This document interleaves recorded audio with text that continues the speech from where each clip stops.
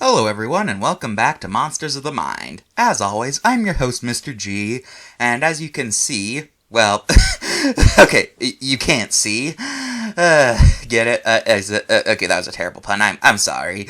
Anyway, I've decided to get into the spirit of today's video. Get it? Because spirits are invisible. Okay, that wasn't even a joke. I apologize profusely for that. Anyway, yeah, I've turned myself invisible. Because why? Because you guys wanted it, here we go. Our very special Monsters of the Mind episode, dealing with the Invisible Man. The Invisible Man, a real name Griffin, is the main character of the 1897 story, The Invisible Man, by famous horror sci-fi author H.G. Wells, who also wrote other scary science stories like The Island of Dr. Moreau and The War of the Worlds. Once a normal scientist, Griffin had created a formula that allowed oneself to become invisible because of something to do with light.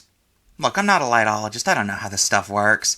Anyways, it's successful, but unfortunately, he's forced to burn his resource in order to cover up what he's done, leaving him to wander alone in the streets of London. Now, this book is what popularized invisibility as a popular thing, but believe it or not, it's one of those things that created something while at the same time also feeling like a deconstruction of it. Let me explain. When Griffin is out, he is met with all the downsides of being invisible. Since he's naked, he suffers from the elements such as rain and rocky surfaces. The rain reveals his silhouette, and he can't eat or drink since whenever he consumed wouldn't become invisible, thus giving him away. So yeah, according to the original book, anything that enters his body isn't invisible. So yeah, that ends that debate. Eventually, Griffin steals a wardrobe, a bunch of bandages, sunglasses, a fake nose, and makes a disguise for himself. He checks into a hotel to try to find a cure for invisibility, but unfortunately for him, locals keep complaining about him, since as a guy covered in bandages, he's not exactly inconspicuous. And eventually, he's forced to rob a house in order to get money to continue paying for his stay. Unfortunately, the police follow. In order to distract them, he reveals his invisibility, scaring the officers away. At this point, Griffin has gone completely mad at his inability to make a cure, and decides to become a bad guy. He tries to get help from a local tramp in order to be his partner in crime, however, he sells him out to the police, and he is chased down and beaten to death, causing him to become visible again, leaving nothing but a massively beaten corpse. The end. Well, okay, there's an epilogue with his research note, but they're not really important.